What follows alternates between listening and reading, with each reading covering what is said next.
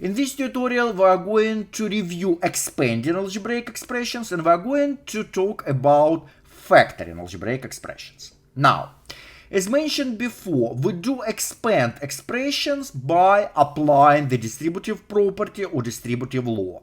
Say we have been given 2 times x minus 3y. Remember, for expanding, all we want to do is just rewrite our expression without any brackets in there. And as a good rule of thumb, all we want to do is just take this number, in this case it's 2, which is outside of the brackets. It could be also any variable as well.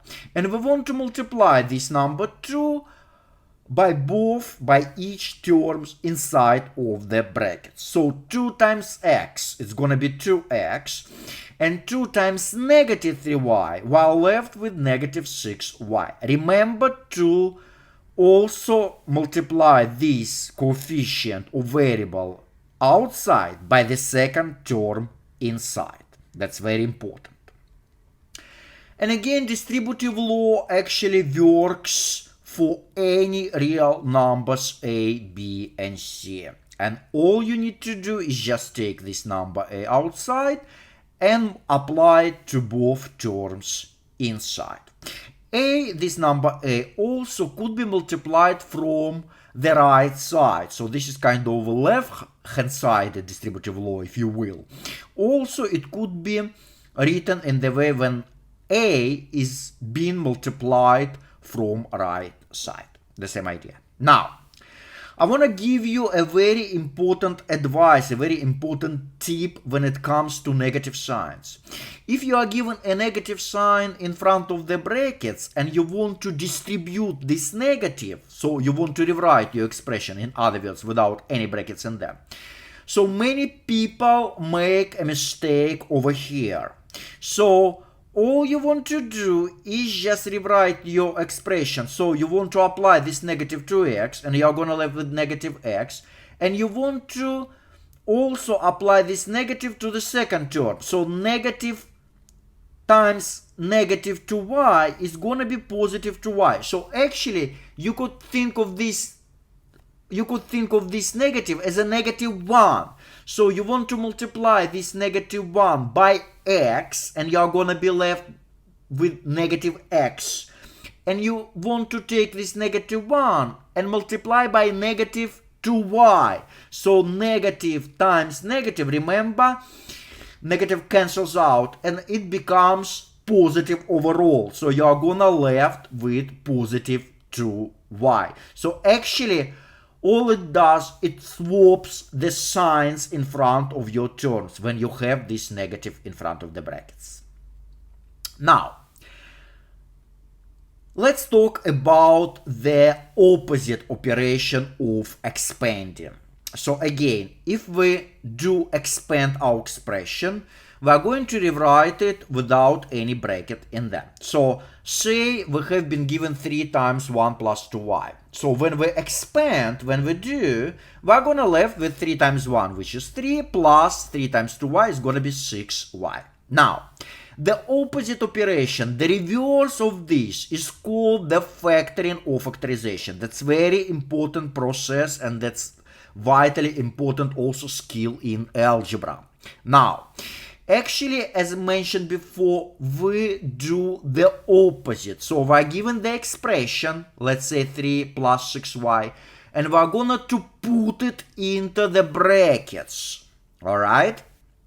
So we call it factorize the expression or factoring.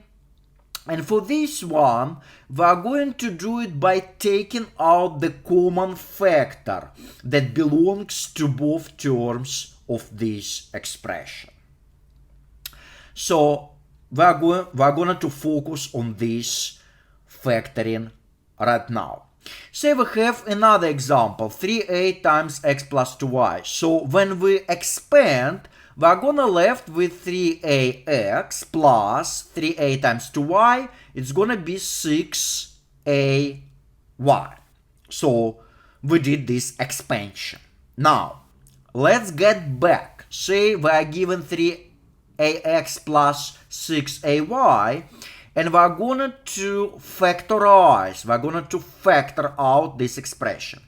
Again, we're going to rewrite this expression with brackets. So we're going to put it into the brackets. So by factoring out the common factor, actually it's going to be the highest or the greatest common factor to these both terms, 3ax and plus 6ay.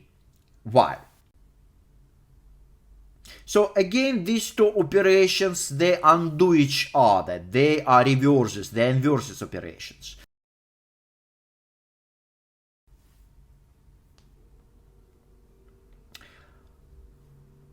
Alright, say we have been given 12x plus 3y and we want to factor this expression out. So we want to factorize this. First of all you want to do is just look for the greatest common factor for both terms. Since we are given coefficients in front of the terms, which is 12 and 3, we are going to look for highest or for the greatest common factor. It's absolutely the same. So 12 and 3, they're both divisible by 3. So 3 is gonna be the greatest common factor. Since x and y, they're unlike terms, we cannot take out any letter from them. So GCF is gonna be 3. What's happening inside? All you want to do is just divide your two terms inside of the brackets by these 3. So it's gonna be 12x divided by 3, which is 4x, and 3y divided by 3, it's gonna be just y. So this is your factorized form or the answer of the given problem.